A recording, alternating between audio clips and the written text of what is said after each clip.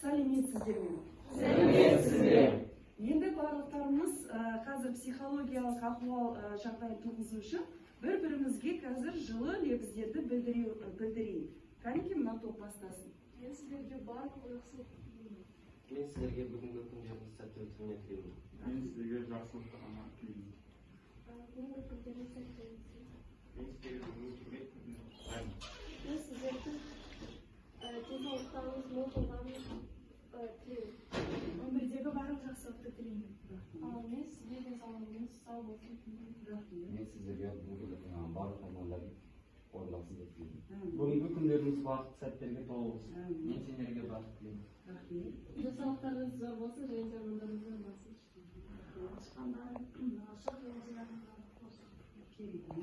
Мен сіздерге барлық жақсылықты тілеймін. Ешқашан ауыздан жүріп жібермеңіздер.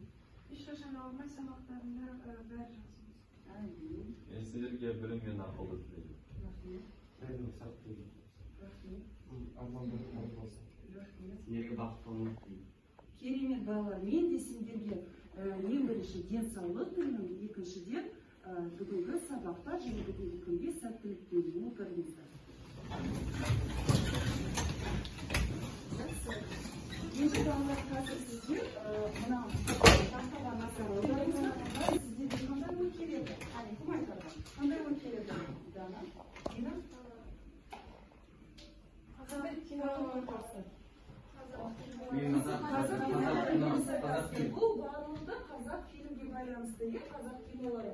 Соның ішінде мына жерде Қыз жібек киносы, мына жерде Каприялы періште, мына қандай кино?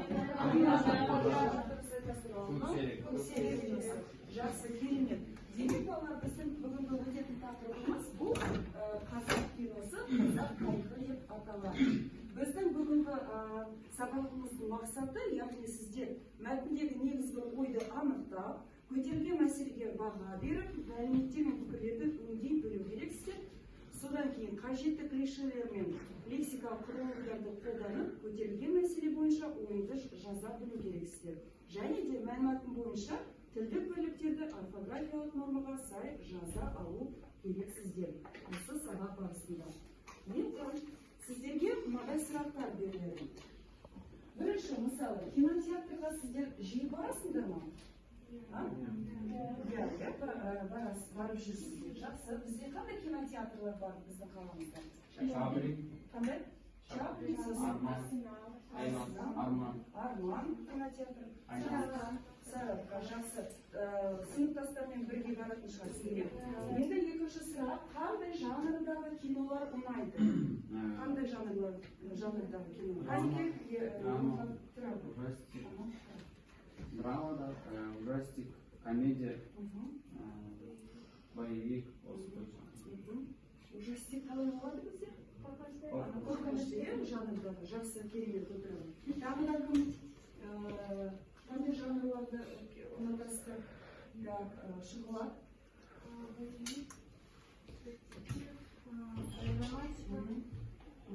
Жақсы. Жақсы, керемет. Енді отандық кино ұнай ма, әлде шетелдік кино ұнай ма? Кім жауап береді? Кәнеке, барлығымыз салсаңыз, отандық кино ұнай ма, әлде шетелдік кино ұнай ма? Қандай? Кәнеке? Мысалы, кім әлі? Маған көбінесе шетелдік фильмдер ұнайды, себебі олар өте дамыған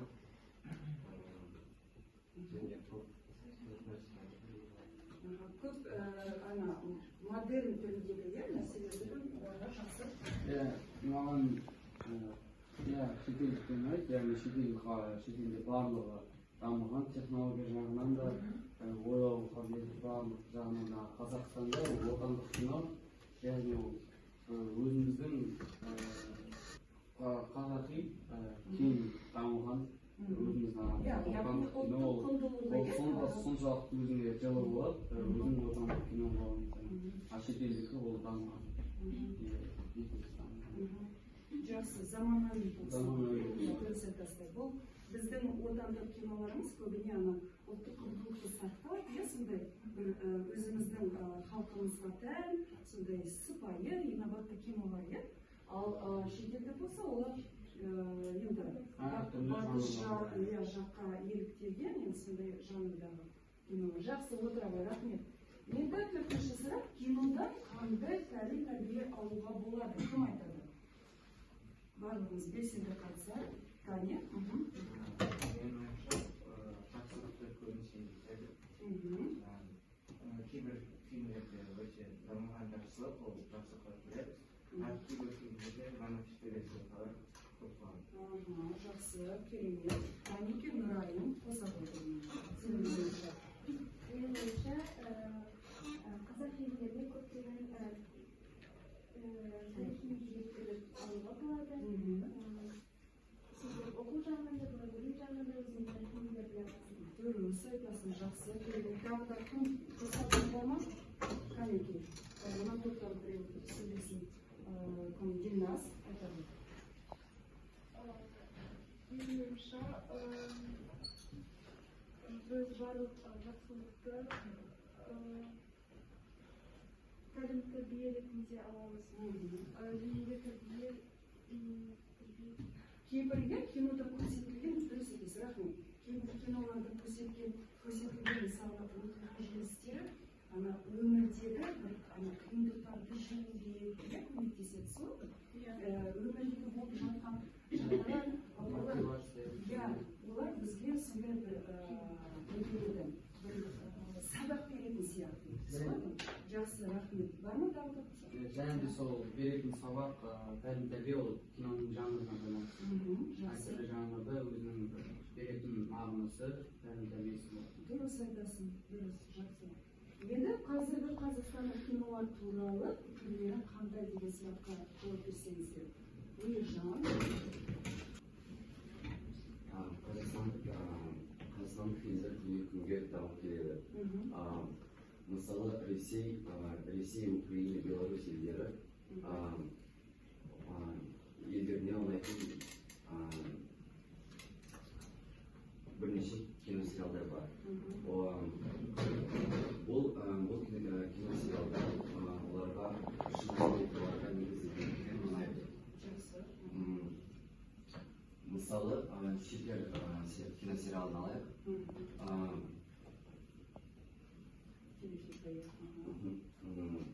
Бірінші сәттарда шығарылды және қазірдің өзі танымал болды. Бұл киносериал халықаралық байқауда үздік деп танылды. Бұл киносериалның негізгі идеясы жастарды есірткіден қорғау. Жақсы. Көкейкесті мәселе көтерілген. Жақсы. Енді жалпы сізге қазіргі қазақстандық кинолардың қандай жағдайда екенін айта аласыздар ма? Қандай жағдайда шығады? Қазақстандық кинолар қазіргі жағдайда қандай дәрежеде? Өте максималды өскен. Себебі комедия жақтан өте жақсы бізде қазақстандықтар. Бірақ та не жақтан да жақсы, детектив боевик жақтан да дамып келе жатыр. Ол өте жақсы. Дұрыс айтасыз, отыра. Сондықтан да біздің қазақ киноларымыз артта керісінше ұмтылып дамып келе жатыр. Жақсы, рахмет. Жауаптарыңызға мәнді. Жақсы. Енді осы неге байланысты сіздер бір-біріне кішкене сұрақ қойыңыздар. Осы ережеге байланысты. Қалай мынадай сұрақ қоюға болады? Мысалы, бірінші топ, екінші топқа немесе керісінше араластырып қоюға болады. Мына ережеге мысалы ретінде былай айтайын. Қай кезде дефис қойылады? Мысалы, сөздерді қандай сөздердің арасына дефис қойылады деген сияқты. Дефиске сызғышаның айырмашылығы не деген сияқты. Танике? Сіз барларыңыз ба? Екі сұрақтан. Менің үшінші топқа қояр сұрағым бар. Жалпы қай кезде сөздерді тасымалдауға болмайды? Қай жағдайда? Қай жағдайда сөздерді тасымалдауға болмайды? Кәмек жауап береді.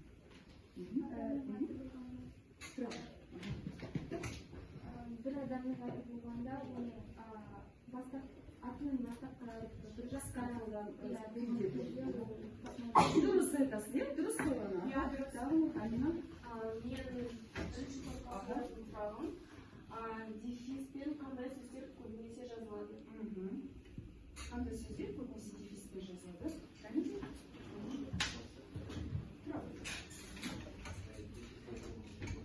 Қос сөздер жазылады, сосын?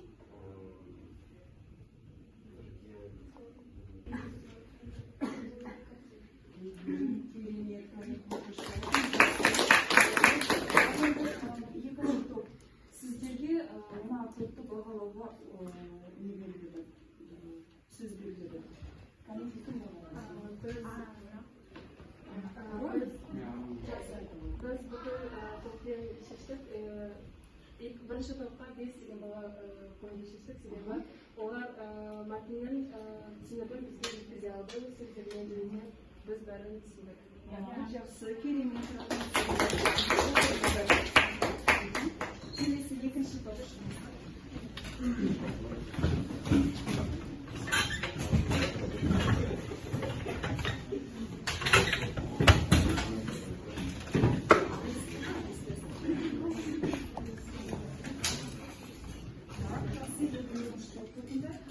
Жалпы біздің тақырыбы Шәкен Айманов туралы Әнші Төлегеновның естелік әңгімесі. Біздің мәтін көркем әдебиет стилінде жазылған. Терминдер: театр өнері, шығармашылық, кино әлемі, еңбек, режиссер Шәкен Айманов. Шәкен аға өзінің театр өнерімен танымал болатын. Қазақ драма театрының сахнасында 20 жыл еңбек етіп, өзінің актерлік шеберлігін шыңдаған. Және 1947 жылдарда Мұхтар Әуезов атындағы Қазақ академиялық драма театрында бас режиссер болып қызметін атқарып жүргенде өзінің шығармашылығын жалғастырған болатын.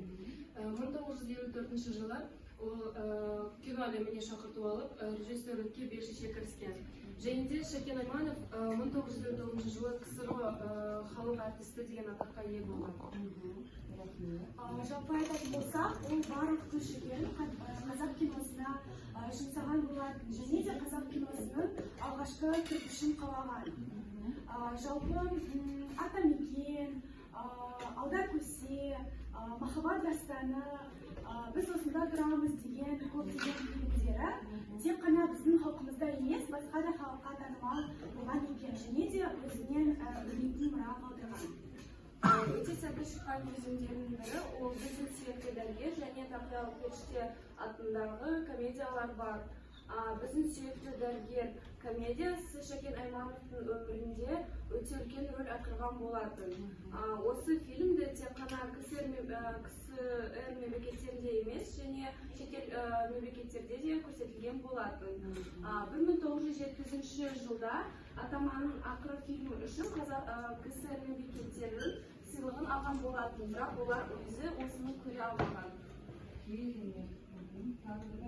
Алматыда ол қала, қазақ драма ол сондай театр, сондықтан ол Театрда?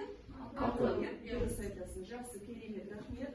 Келесіде мұнда бізде бас әрпіне жазылатын сөздер жоқ, мына жерде. Әсіресе Ақан сері, Қобыланды, Отелло сияқты рөлдері ұлттық театр тарихында өшпес із қалдырды.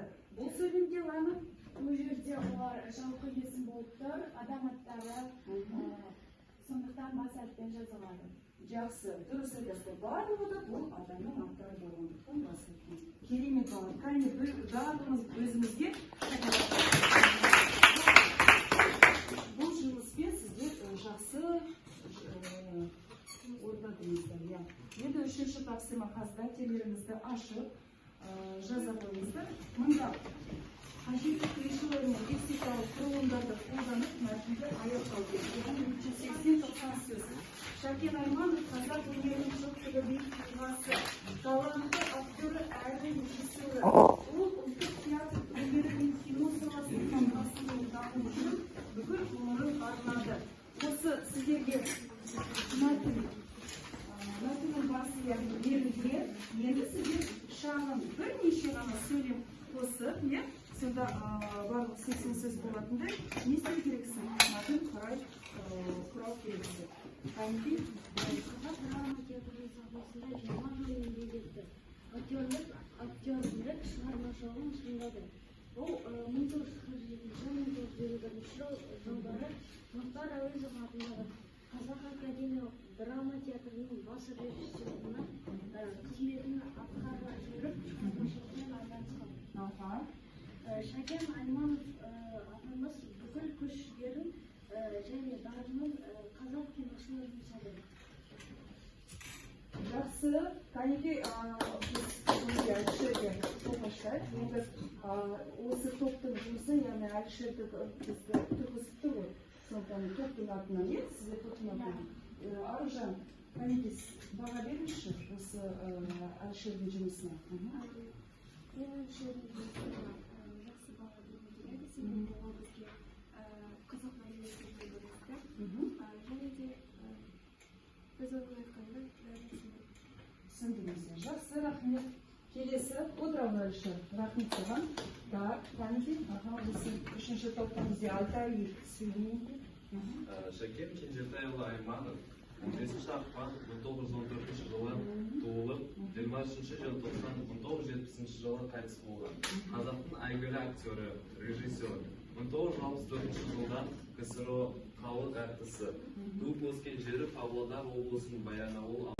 Көптеген мәліметтерді өзім біліп алып, соларды өзімнің сыныптастарыма жеткіздім деген ойдамын. Үшінші сұрақ, топ қалай жұмыс істеді? Біздің тобымыз өте бірлесіп, ынтымақтастыққа жұмыс істеді. Және де мен өте қуаныштымын өзімнің тобыма. Расыменде балардың келісімі осы топ ерекше жұмыс жасады, барлығы да сөйледі, белсенді болды. Жақсы. Так, бұл топтан кәнеки кім бар ма? Баға береді өз-өзіне. Кәнеки. Мен тақырыпты толық игердім, барлық материалдарды игердім, нақты біліп алдым. Себебі әр топ маған керекті деректерді айтты. Маған болашақта зат тапсырғанда мен осы деректерді білетін боламын. Маған қалай жұмыс істедім, қай жерде қате жібердім, өзге жұмысыма қанағаттанып болдым ба. Барлық тапсырмаларды орындадым, өзіме қанағаттанамын. Себебі менің ойымша мен сабаққа өте белсенді қатыстым, барлық сұраққа жауап айтуға қатыстым. Топ қалай жұмыс істеді? Бірлесіп ынтымақтастықта жұмыс істеді. Бізде барлық балалар сабақты айтты. Барлығы сұрақтарға жақсы жауап берді деп ойдамын. Осы жерде барлығы жұмыс жақсы керемет шығуға. Мен келсем шығуға барлығы жақсы жұмыс жасады. Оқыған материалдары да құнды болды. Рахмет.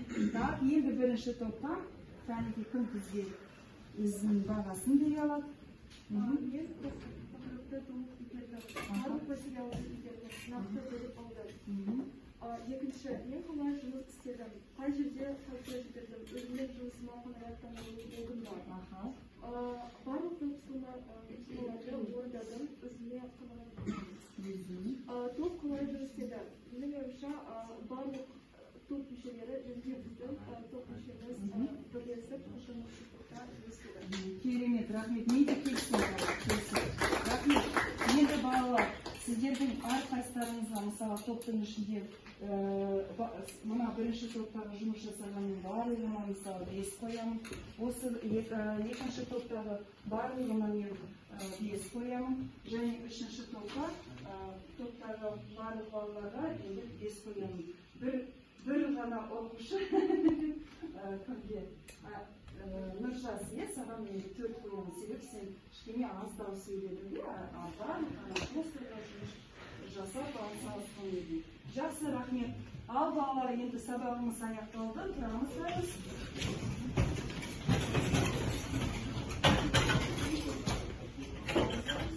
Сабағымыз аяқталды. Сау болыңыздар.